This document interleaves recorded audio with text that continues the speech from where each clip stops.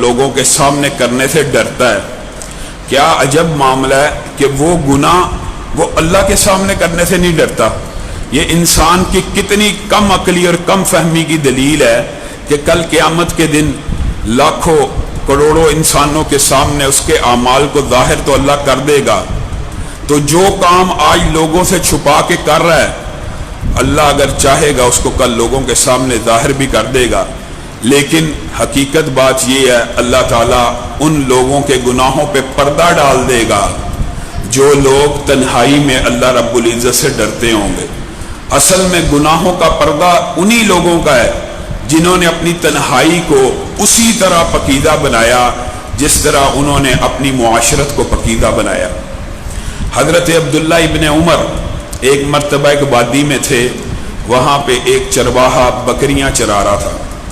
حضرت عبداللہ ابن عمر کا دل کیا میں اس کا امتحان لوں، اور اس کو جا کے کہنے لگے یہ جو ایک بکری کا بچہ ہے یہ مجھے دے دے، اور اپنے مالک کو کہیں کہ وہ بکری کا بچہ بھیڑیا کھا گیا۔ ایسا کرتے ہیں کہ جو اس کی مارکیٹ کی ویلیو ہے اس سے آدھی قیمت میں تجھے دیتا ہوں، تو کہیں یہ کھا گیا بھیڑیا، اور تو سارے کے سارے پیسے اپنے جیب میں ڈال لیں۔ اس چرواہے نے مسکرا کر عبداللہ ابن عمر کو دیکھا، کہا کیا بات کرتا ہے، کیا بات کرتا ہے، کیا میں اپنے مالک کے ساتھ خیانت کروں؟ کہا مالک تو یہاں پہ موجود نہیں ہے، مالک تو تجھے دیکھ نہیں رہا، مالک کا اگر تو صرف جا کے اتنا ہی کہے گا بھیڑیے نے کھا لیا اس نے تیری بات پہ یقین کر لینا۔ آگے سے چرواہے نے کہا ثم این اللہ، اگر عبداللہ ابن عمر آپ کی بات درست ہے تو یہ بتلائیے اللہ پھر کہاں ہے؟ اگر مالک سے بات خفیہ رہ جانی ہے تو پھر مجھے یہ بتلا دیجئے کیا اس رب سے بھی خفیہ رہ جانی ہے؟ اگر تو اس رب سے خفیہ اور پوشیدہ رہ جانی ہے میں بکری کا بچہ آپ کو دے دیتا ہوں۔ حضرت عبداللہ ابن عمر اس کا یہ قول دیکھ کے بار بار گھر جاتے وقت یہی الفاظ دہراتے رہے ثم این اللہ، پھر اللہ کہاں ہے، اللہ کہاں ہے؟ اس کے مالک کو ٹریس کیا، اس کی قیمت لگائی، اس کو خریدا، اور مالک نے کہا میرا بڑا ایماندار غلام ہے اس کو میں نہیں بیچوں گا۔ عبداللہ ابن عمر نے کہا منہ مانگی قیمت مانگ، جتنے پیسے کہتا ہے میں اس کو خریدنے کے لیے تیار ہوں۔ تاریخ کے اندر آتا ہے کہ بہت بھاری قیمت کے اندر عبداللہ ابن عمر نے خریدا، خرید کے اس کو اپنے پاس بلایا اور کہا میں نے تجھے خریدا ہے، آج سے تم میرا غلام ہے، لیکن تجھے ایک بات کہنا چاہتا ہوں، یہ جو تیرا جملہ تھا نا این اللہ، پھر اللہ کہاں ہے؟ اس جملے نے تجھے آزاد کر دیا، جا میں تجھے خرید کے آزاد کرتا ہوں۔ مجھے ایک بات بتلائیے، اگر انسان تنہائی کے اندر اللہ رب العزت کا خوف نہیں رکھتا تو پھر اس کو کیا ضرورت ہے کہ لوگوں کے سامنے اللہ رب العزت کا خوف رکھے؟ اگر اپنی تنہائی پکیزہ نہیں بنانی، آپ کے سامنے یہ واقعہ پہلے بھی رکھ چکا ہوں لیکن آج اس واقعے کا ایک دوسرا اینگل بیان کرنا ہے۔ حضرت عبداللہ ابن مبارک کا مشہور واقعہ، ان کے والد کا نوح کے پاس کام کرتے تھے مبارک مالی، آپ کو پتا ہوگا یہ واقعہ، مبارک نام کے مالی سے وہ نوح کے پاس کام کرتے ہیں۔ نوح آیا، اس نے کہا کوئی پھل لے کے آ، مبارک پھل لے کے آئے کھٹا، پھر کہا پھر لے کے آئے کھٹا، کہا تو کیسا مالی ہے، 5 سال ہو گیا میرے باغ کے اندر خدمت کرتا ہے، تجھے یہ نہیں پتا پھل میٹھا کون سا اور کھٹا کون سا؟ کہا مالک آپ نے مالی رکھا ہے اس کام کے لیے تو نہیں رکھا کہ پھلوں کو چکھتا پھروں، پھلوں کو توڑتا پھروں، آپ نے جس کام کی ڈیوٹی میرے ذمہ لگائی تھی میں نے ایک ایک پودے کو پانی دیا ہے لیکن کبھی کسی پودے کا پھل اتار کے چکھا ہی نہیں۔ نوح کی آنکھوں میں آنسو آ گئے۔ کہا اپنی بیٹی کو کہا ایک ایسا رشتہ ہے کہ جو اللہ سے تنہائی میں بھی ڈرتا ہے، جو اکیلے میں بھی ڈرتا ہے، تیرا کیا مشورہ ہے؟ بیٹی بھی ایسی نصیبوں والی، اس نے کہا میں مبارک چاہے مالی کیوں نہ ہوں، میں لینڈ لارڈ اور سرمایہ دار کی بیٹی کیوں نہ ہوں، میں اس سے شادی کروں گی۔ جو بات بتلانا مقصود ہے وہ یہ ہے کہ اس نیک نیتی اور اللہ رب العزت کے خوف اور تقوی کی بنیاد کے اوپر جو شادی ہوئی، پھر بیٹا پیدا ہوا، اس کا نام عبداللہ رکھا، جس کو آج تک ساری دنیا کے طالب علم عبداللہ ابن مبارک کے نام سے جانتے ہیں۔ یہ عبداللہ ابن مبارک، ان کے الگ پوری حالات زندگی اور فضائل کے اوپر اگر گفتگو کی جائے یہ ایک مستقل ٹاپک ہے، لیکن جو بات آپ کو سمجھانا مقصود ہے، مطلوب ہے، یہ اتنے جلیل القدر ہیں، اتنے جلیل القدر ہیں کہ ان کے ایک ہمسائے نے ایک مرتبہ گھر کے باہر تختی لگائی کہ میں یہ گھر دگنی قیمت پہ بیچ رہا ہوں، دگنی قیمت پہ بیچ رہا ہوں۔ لوگوں نے پوچھا کیا وجہ؟ دگنی قیمت، مارکیٹ ویلیو اگر 10,000 دینار ہے تو 20,000 دینار میں کیوں بیچ رہا ہے؟ کہا یہ 10,000 میرے گھر کی قیمت ہے اور 10,000 عبداللہ ابن مبارک کی ہمسائیگی کی قیمت ہے۔ حنظلہ بیٹا چپ کر دیں، ہمسائیگی کی قیمت ہے، 10,000 دینار گھر کی قیمت ہے اور 10,000 دینار عبداللہ ابن مبارک کی ہمسائیگی کی قیمت ہے۔ نیا ہمسایہ تاریخ کے اندر یہ بھی واقعہ ملتا ہے، یہ اس طرح کے جلیل القدر لوگ تھے، اللہ کی قسم انہوں نے اپنی تنہائیوں کو اتنا پاک صاف بنایا ہوا تھا، ان کے اخلاق اتنے عمدہ تھے کہ انسان حیران و ششدر رہ جاتا ہے۔ ان کا ایک ہمسایہ عیسائی بھی تھا، اس نے گھر کے باہر قیمت لگائی کہ میرا گھر 4,000 5,000 دینار میں قابل فروخت ہے۔ گھر آئے، ساتھ والے ہمسائے کے باہر بورڈ دیکھا لگا ہوا بیچنے کے لیے، بڑا حیران ہوئے، پریشان ہوئے کہ ہمسایہ اچانک گھر بیچ رہا۔ ہمسائے کو دستک دی، کہا کیا بات ہے؟ کہا مجھے پیسوں کی ضرورت ہے۔ کہا آپ میرے ہمسائے، ابھی عیسائی ہے، یہ مسلمان ہمسایہ نہیں ہے، میں نے اور آپ نے جائزہ لینا ہے۔ ہم اعتکاف کے اندر بھی چند ہمسائے رکھتے ہیں، ہم گھروں کے ارد گرد بھی چند ہمسائے رکھتے ہیں، اور نبی محترم صلی اللہ علیہ وسلم نے ارشاد فرمایا ہمسایہ تو 40 گھروں تک ہے، 40 گھروں تک ہمسایہ ہوتا ہے، 40۔ ہمیں دائیں والے کے حالات کا نہیں پتا، بائیں والے کے حالات کا نہیں پتا۔ عبداللہ ابن مبارک کانپتے ہوئے اس کو کہہ رہے ہیں اللہ کے لیے مجھے معاف کر دو، مجھے تیری یہ ضرورت اور حاجت کا پتہ نہیں لگ سکا، یہ ایسا کر، یہ 4,000 5,000 جو تو نے قیمت مقرر کی ہے نا، یہ اپنے پاس رکھ لے، جب تیرے پاس ہوں، جب تیرے پاس ہوں اپنی ضرورت پوری کر لے، اگر تیرا دل کرے مجھے واپس کر دی، ورنہ میں اللہ کی راہ میں یہ تجھے صدقہ دیتا ہوں اور تجھ سے معافی مانگتا ہوں کہ مجھے معاف کر دیں۔ میں تیرے آگے ہاتھ جوڑتا ہوں کہ میں نے تیرا ہمسائیگی کا حق ادا نہیں کیا، تجھے اتنے پیسوں کی ضرورت تھی اور میں تیرے کام نہ آ سکا، میرے پڑھنے کا، میرے علم کا، میرے دین کا کیا فائدہ ہے؟ وہ عیسائی عبداللہ ابن مبارک کی یہ بات سن کے رونا شروع ہو گیا۔ کہا عبداللہ ابن مبارک آپ مجھ سے معافی مانگتے ہیں، آپ مجھے معاف کر دیجئے کہ مجھے آپ کے ساتھ رہتے ہوئے اتنا عرصہ بیت گیا، مجھے یہ نہیں تھا پتا کہ اسلام اتنا خوبصورت مذہب ہے۔ ہاتھ کو آگے کیجئے، اشہد ان لا الہ الا اللہ واشہد ان محمدًا عبدہ ورسولہ۔ لوگوں نے اخلاق کی وجہ سے، تنہائیوں کی پاکیزگی کی وجہ سے، انتہائی اعلیٰ دینی اقدار کی وجہ سے اسلام کو قبول کیا۔ یہ وہی عبداللہ ابن مبارک ہیں۔ جو بات میں آپ کو کہنا چاہتا ہوں، جو ہمارا مقصد ہے آج کی گفتگو کا، وہ یہ ہے، یہ عبداللہ ابن مبارک اتنی عظمت والے ہیں۔ آپ کو پتا نا ایک بندہ مسلمان کرنا حضرت علی کو کہا سرخ اونٹوں سے بہتر ہے۔ یہ عبداللہ ابن مبارک کہتے ہیں مجھے آج خواب آئی ہے۔ خواب کسی کے حجت نہیں ہے دین میں، لیکن خوابوں کو سکہ راوی سے بیان کرنا، اتنے بڑے محدث سے بیان کرنا، اس کی ایک اہمیت ضرور ہے۔ وہ کیا ہے؟ کہا مجھے خواب آئی ہے، اللہ رب العزت نے مجھے خواب میں دکھایا ہے کہ یہ جو تیرے سامنے جلاحہ رہتا ہے نا، جلاحے سے مراد جو لوہے کا کام کرتا ہے نا، یہ بندہ جنت میں تجھ سے ایک درجہ اوپر ہے، عبداللہ ابن مبارک سے ایک درجہ اوپر ہے، ایک عام مزدور لوہے کا کام کرنے والا۔ اور اس کی وجہ کیا ہے؟ پتہ کیا وجہ؟ عبداللہ ابن مبارک نے خواب میں وجہ بھی دیکھی، میں نے اللہ سے پوچھا یہ کیسے ہو گیا، میں نے اتنی دین کی خدمت کی، میں نے اتنی دین کی تبلیغ کی، وہ ایک لوہے کی بھٹی میں کام کرنے والا مجھ سے آگے کیسے نکل گیا؟ تو ان کو خواب میں یہ جواب ملا، وہ اس لیے آگے نکل گیا کہ جس وقت تو رات کو تہجد پڑھا کرتا تھا تو وہ تیری گھر کی روشنی کو دیکھ کے اللہ کو کہا کرتا تھا اللہ تو نے میرے ہاتھ کو کاموں سے بھر دیا ہے، مجھے فراغت عطا نہیں کی، میں رزق حلال میں مصروف رہتا ہوں، اللہ مجھے کسی دن اتنا فارغ کر دے کہ میں بھی عبداللہ ابن مبارک کی طرح پوری رات تہجد پڑھ سکوں۔ صرف نیت ہے، آج آپ نے ارادہ کرنا ہے، نیت کرنی ہے۔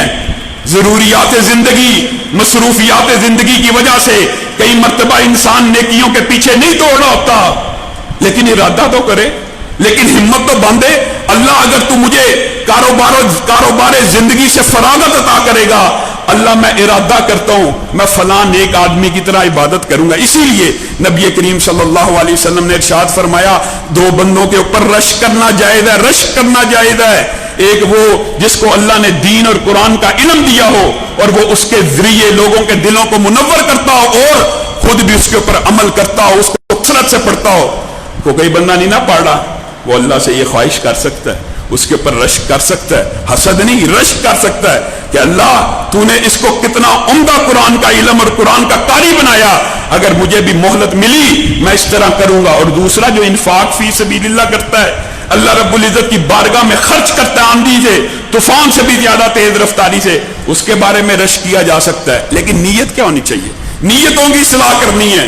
وہ یہ اللہ آج کے بعد ہر بندہ یہ ارادہ کرے, اللہ اگر موقع ملا تو عصر حاضر کے سب سے بڑے ولی اللہ کے اتنی تو انسان عبادت چلو نہیں کر سکتا, لیکن اللہ اگر تو نے کاروبار زندگی سے ہمیں کچھ فراغت کا موقع دیا تو ہم اتنی عبادت ضرور کریں گے جتنی فلاں عبادت کرتا ہے, ہم اتنا دین کا کام ضرور کریں گے جتنا فلاں کرتا ہے. اور عبداللہ ابن مبارک نے ہاپ کا جو دوسرا حصہ بیان کیا وہ کیا ہے؟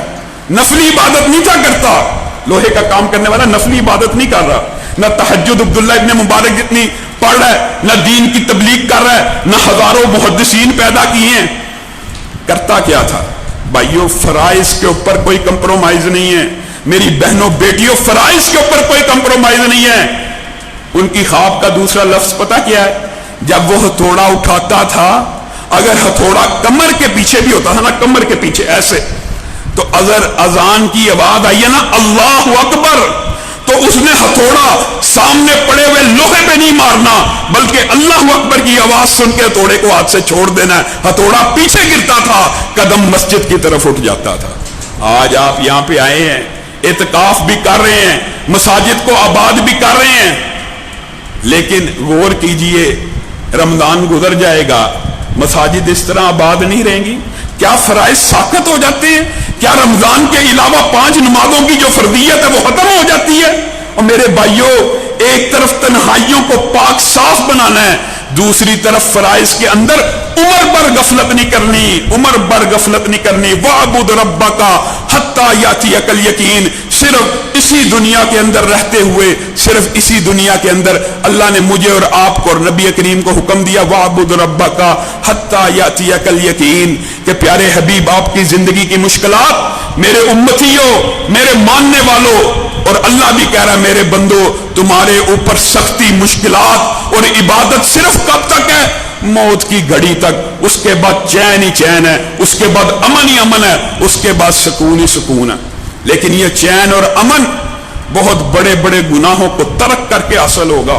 اسی لیے اللہ رب العزت نے کلام حمید میں ارشاد فرمایا لا تقربوا الزنا, زنا کے قریب بھی مت جانا, زنا کے رستوں پہ بھی نہیں چلنا. زنا کرنا تو دور کی بات ہے, اس کے اندر مبتلا ہونا تو دور کی بات ہے. اور ایک آپ کو مفسرین کا ایک عجیب و غریب نقطہ آپ کے سامنے رکھتا ہوں.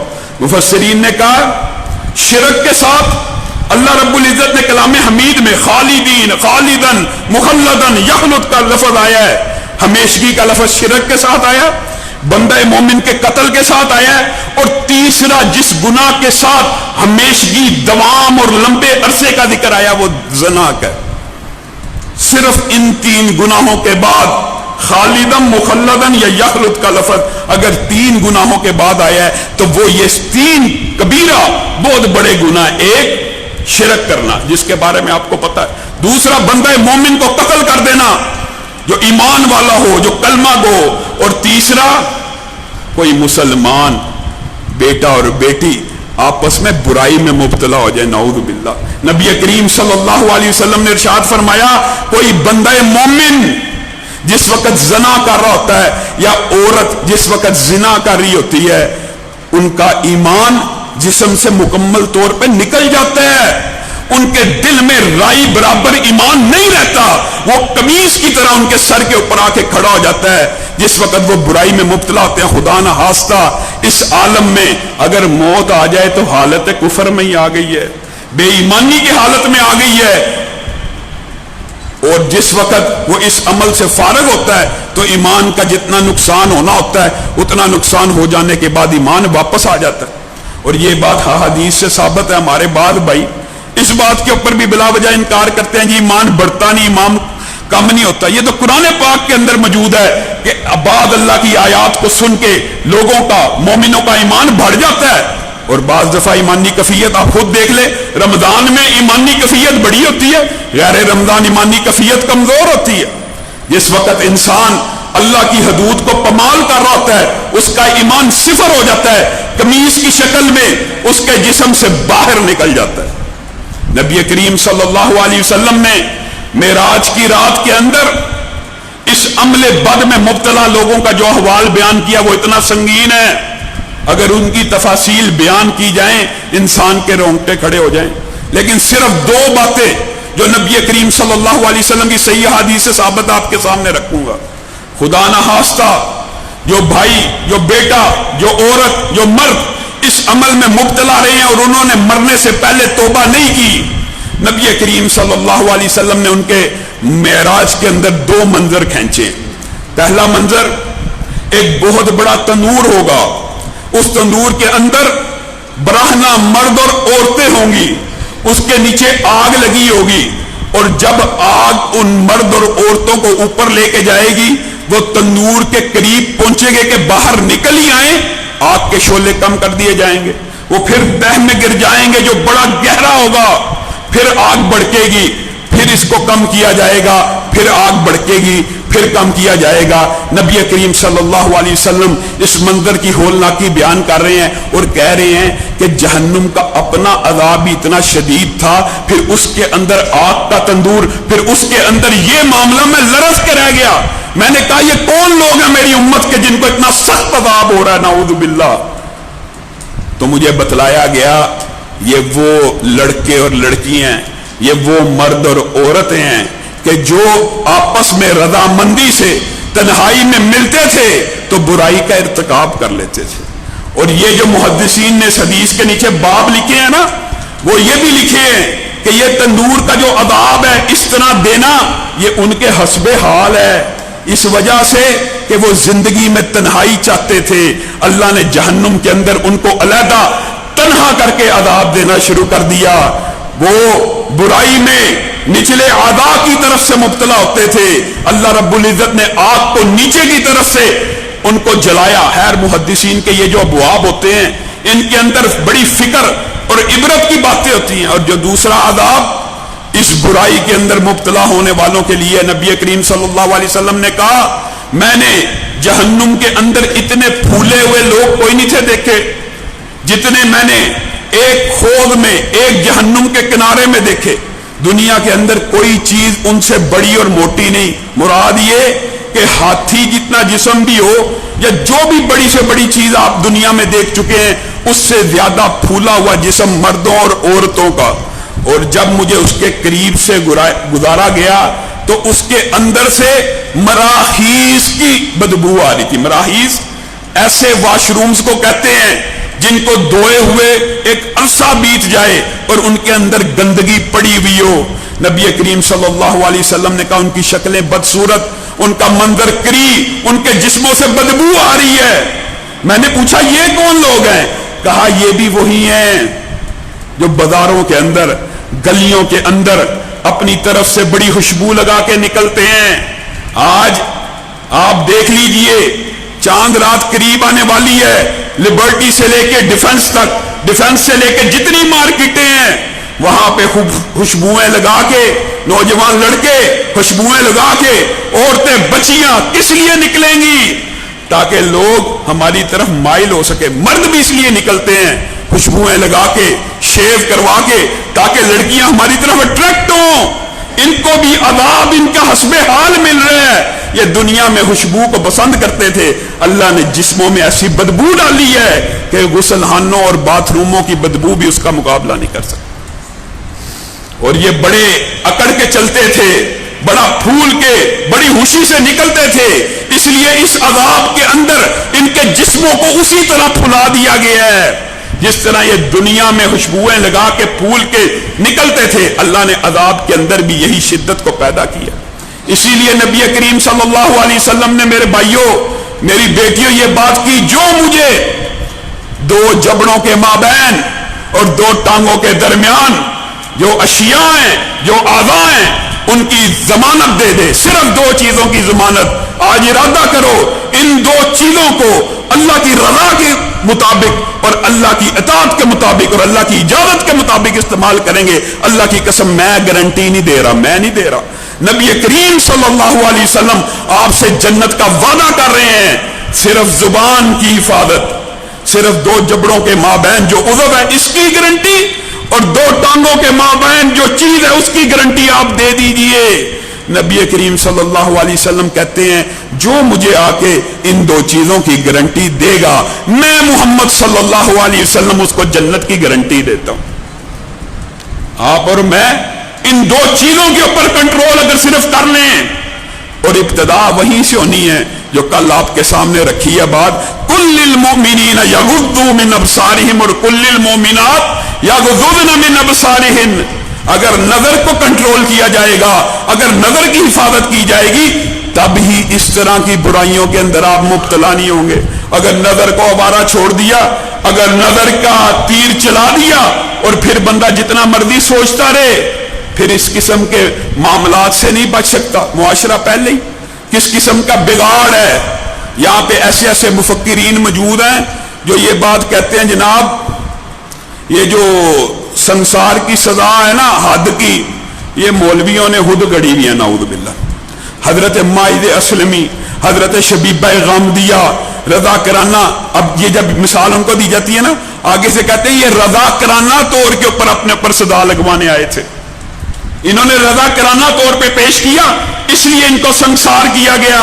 नबी करीम सल्लल्लाहु अलैहि वसल्लम के बारगाह के अंदर एक यहूदी जोड़ा आया। नबी करीम ने कहा तुरात में क्या सजा है जना की? उन्होंने कहा मुंह काला करो, जूतियां मारो, कोड़े लगाओ। हजरत अब्दुल्लाह इब्न सलाम खड़े, कहा इनको के अगली आयत पढ़े। उन्होंने उसके ऊपर हाथ रखा हुआ था।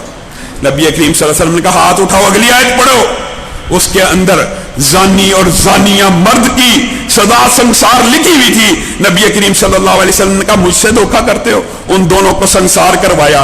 ये तो चलो यहूदी जोड़े की बात हो गई। नबी करीम सल्लल्लाहु अलैहि वसल्लम के पास एक मुकदमा लाया गया। एक बंदा आया, उसने कहा मेरे बेटे ने फलां की बीवी के साथ बुराई की है, मैं आपको कसम दे के कहता हूं, आपको अल्लाह की कसम दे के कहता हूं, आप किताबुल्लाह से इसका फैसला कीजिए। नबी करीम सल्लल्लाहु अलैहि वसल्लम कहते हैं जिस रब के हाथ में मेरी जान है, मैं मोहम्मद सल्लल्लाहु अलैहि वसल्लम ला कज़ियन्ना बैनकुमा बि किताबिल्लाह वल्लज़ी नफ्सी बियदी, जिसके कब्जे में मोहम्मद सल्लल्लाहु अलैहि वसल्लम की जान है, मैं मोहम्मद सल्लल्लाहु अलैहि वसल्लम किताबुल्लाह से तुम्हारा फैसला करूंगा। उस औरत को संसार किया जाएगा और ये कमारा मर्द है, इसको 100 कोड़े लगाए जाएंगे। आप बताइए, आज एक मुफक्कर कहता है कुरान के अंदर सजा ही नहीं है, रजम कुरान से साबित किया जाए। यहां पे सहाबी आके अल्लाह के नबी से पूछ रहा है और हुक्म मुतालबा ये कर रहा है, आपको अल्लाह की कसम है, आप अल्लाह की किताब से फैसला कीजिए। नबी करीम कसम खा के कह रहे हैं मैं अल्लाह की कसम खाता हूं, मैं किताबुल्लाह से फैसला करूंगा, और संसार की सजा दे रहे हैं। इसीलिए हजरत उमर ने कहा था, और लोगों सुन लो, जना के बारे में सूरह नूर के अंदर आयत उतरी थी, उसकी तिलावत नबी करीम ने मंसूख कर दी, जिसके अंदर ये बात मौजूद थी कि शादीशुदा मर्द, शादीशुदा औरत अगर जना करेंगे तो उनको संसार किया जाएगा। ऐसा ना हो कि एक अरसा बीत जाए, एक अरसा गुजर जाए और तुम में से कोई शकीय कलब, आप बताइए हजरत उमर की अकल को दाद देने की बात है, तुम में से कोई शकीयुल कलब, कोई गुमराह उठे और कहे हमने संसार की सजा किताबुल्लाह में नहीं पाई।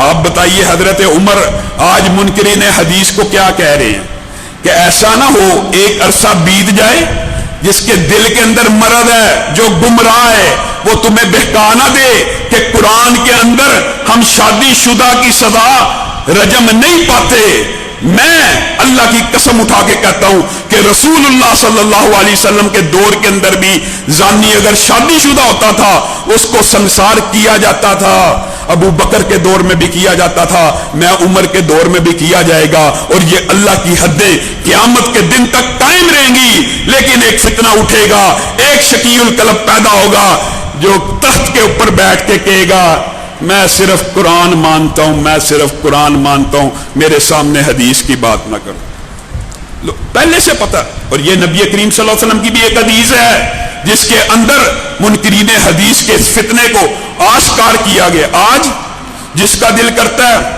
حدیث کا انکار، جس کا دل کیا، کوئی جس کے عقل میں کوئی بات نہیں نہ آتی، میری عقل میں یہ بات نہیں آتی ہے حدیث صحیح نہیں۔ اور میرے بھائیوں یہ اتنا گندا باطل فلسفہ ہے، حدیث کا انکار کرنا بذات خود قرآن کا انکار ہے۔ قرآن میرے اور آپ کے اوپر نازل نہیں ہوا، قرآن محمد الرسول اللہ صلی اللہ علیہ وسلم کے اوپر نازل ہوا ہے۔ انہوں نے کہا یہ قرآن ہے، انہوں نے کہنا ہے تو قرآن ہم نے ماننا ہے۔ انہوں نے کہا اقرا قرآن کی آیت ہے، قرآن کی آیت سے پہلے کیا کہا؟ نبی کریم نے کہا۔ بات سمجھ آ رہی ہے؟ نبی کریم کہیں گے تو ہی ہمیں پتا چلے گا یہ قرآن ہے۔ اگر نبی کریم صلی اللہ علیہ وسلم کہیں ہی نہ، حدیث کے بغیر قرآن کو بتائیے کیسے مانا جائے گا؟ اگر حدیث کو مشکوک کر دیا جائے تو پھر بتائیے جو قرآن پاک کے اندر 700 مقامات کے اندر اللہ رب العزت نے نبی کریم کی پیروی کا حکم دیا، نبی کریم کی زندگی کو نمونہ کہا، نبی کریم صلی اللہ علیہ وسلم جو دیں اس کو لے لو، جس سے روکے رک جائے، ان کی زندگی نمونہ ہے، ان کی زندگی ہی مشعل راہ ہے، ان کی صبح و شام کی پیروی کرنی ہے۔ آپ مجھے بتلائیں اگر نبی کریم صلی اللہ علیہ وسلم کی زندگی محفوظ ہی نہیں، اگر جو نمونہ ہے وہ سیمپل ہی محفوظ نہیں، یعنی حدیثیں ہی صحیح نہیں ہے، اگر نبی کریم کی پوری سیرت ہی پاک محفوظ نہیں ہے، تو بتائیے میں اور آپ کس کی پیروی کریں گے؟ پھر تو اللہ میں کہہ ہی نہیں سکتا۔ سیمپل دیے بغیر اللہ رب العزت ہم سے یہ کیسے مطالبہ کر سکتا ہے؟ انشاءاللہ اس حوالے سے ہم اپنی چند گزارشات کو کل بھی آپ کے سامنے رکھیں گے، لیکن آج جو بات کہنا مطلوب و مقصود ہے وہ یہ ہے کہ اللہ رب العزت ہمیں ہماری خلوتوں کو بھی پاک کرے، ہمیں تنہائی کے اندر بھی فتنوں سے محفوظ رکھے۔ اور میرے بھائی بیٹے بیٹیاں جنہوں نے کل کے درس کے بعد بہت سے سوالات کیے ہیں، ان میں سے ایک سوال کا جواب میں دینا چاہتا ہوں۔ اور میری بیٹیوں، میری بہنوں، یہ جو آپ نے سوال کیا ہے کہ غیر محرم سے اگر صرف گفتگو کی جائے تو اس کا جو آپ نے وعید اور عذاب بتلایا ہے، یہ میری بیٹیوں بہنوں اللہ کی قسم میں نے نہیں بتلایا، یہ قرآن پاک کی آیت ہے کہ اپنے آواز کے اندر، یہ قرآن پاک کی آیت کا ترجمہ ہے، اپنی آواز میں لوچ بھی پیدا نہیں کرنی، آواز تلخ ہونی چاہیے۔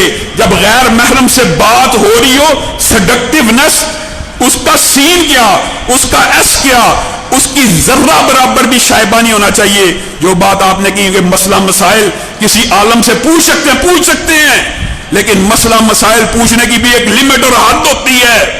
شریعت میں شرم نہیں ہے، شریعت میں مسئلہ مسائل پوچھا جا سکتا ہے، لیکن مسئلے مسائل کی آڑ میں لمبی لمبی گفتگو ہو رہی ہو، لمبی لمبی باتیں ہو رہی ہوں غیر محرم کے ساتھ، نبی کریم صلی اللہ علیہ وسلم نے فرمایا دو غیر محرم جس جگہ اکٹھے ہوں، تیسرا کون ہوتا ہے؟ شیطان ہوتا ہے۔ جتنا مرضی بڑا حاجی نمازی عالم دین ہو، اگر کسی غیر محرم کے ساتھ تنہا بیٹھا ہوا ہے تو مسئلہ بیان کرنے کی بھی اجازت نہیں ہے، سب سے پہلے اس کے اندر کوئی تیسرا بندہ موجود ہونا چاہیے، پھر مسئلہ بتانا ہے۔ اگر ایک عورت ایک مرد اکیلے بیٹھے ہوئے ہیں اور سمجھ رہے ہم دین پڑھ رہے ہیں، یہ فتنہ ہے، یہ دین نہیں ہے۔ ہاں عورت کی 2 سہیلیاں 3 سہیلیاں موجود ہیں، فتنے کا اندیشہ نہیں ہے، پھر سوال ہو سکتا ہے۔ اگر مجلس موجود ہے، زیادہ لوگ موجود ہیں، پھر سوال ہو سکتا ہے۔ اکیلی عورت، اکیلا مرد کمرے کے اندر بیٹھا ہو اور اسی کے اوپر قیاس کرتے ہوئے، اکیلی عورت گھر میں موبائل پہ بیٹھی ہوئی ہے، اکیلا مرد چاہے عالم دین ہو گھر میں بیٹھا ہوا ہے، آپس میں مسائل کے دینیہ کے علاوہ گفتگو ہو رہی ہے، تو یہ تخزانہ بالقول نہیں ہے، یہ لہجے کی لوچ نہیں ہے، اس کی کسی بھی صورت کسی بھی حالت میں اجازت نہیں ہے۔ سبحان ربک رب العزت